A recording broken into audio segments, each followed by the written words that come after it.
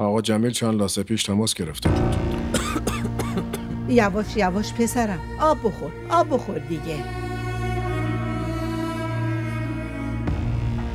راستش دایی خب رفته بودم کراچی، فراموش کردم به آقا جمیل اطلاع بدم.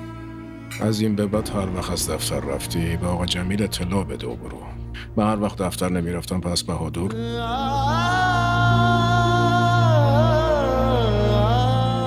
بگذاریم. چشم، از این به بعد حواسم هست. صبح بخیر داداش جان. صبح بخیر. صبح بخیر. بشین منور، بیا صبحونتو بخور. نه خیر داداش جان، من خیلی عجله دارم، ولی میخواستم یه چیزی رو بگم. بگو. داداش جان، دایی نیلم تماس گرفته بود، ماه بعد قراره بیان. میخوان برای نیلم و عادل مراسم عقد بگیرن. به به، آفرین. همه چی رو پشت تلفن برنامه ریزی کردی؟ آبجی هیچی برنامه ریزی نشده، فقط دارم مشورت میکنم و بهتون خبر میدم. معذرت میخوام داداش، از طرف خودم ازت معذرت میخوام. من نمیتونم، مادر شوهرم توی خونه تنها میمونه. من نمیتونم هر روز پاشم بیام هی در بود. شما چرا یه چند وقتی منتظر نمیمونید؟ فریحه، از آمریکا هم هر روز اومدن، اینقدرام راحت نیست.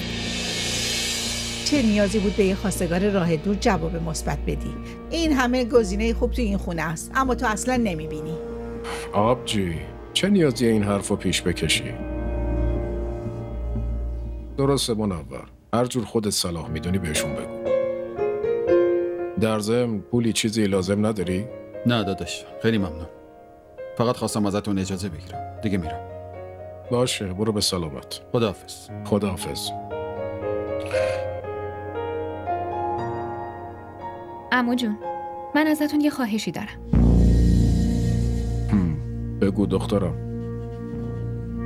من برای عروسیم ازتون یه هدیه میخوام. خیلی زشته نیلم. کی میگه که برای عروسیم هدیه میخوام؟ نسرین لطفاً تو کار برادرزاده و عمو دخالت نکن. بگو دخترم، بگو چی میخوای؟ اول بهم قول بدین. قول؟ میخوام برای جشن عروسیم گیتی رو دعوت کنم.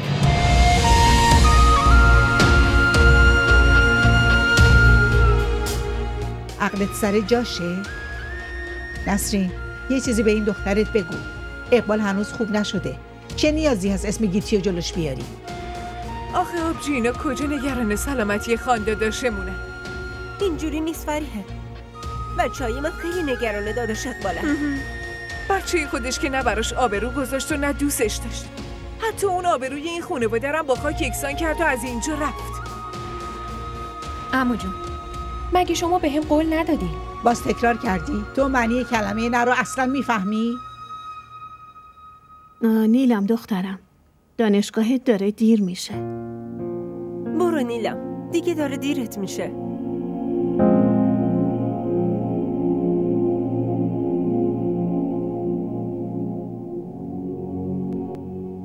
وایسا نیلم،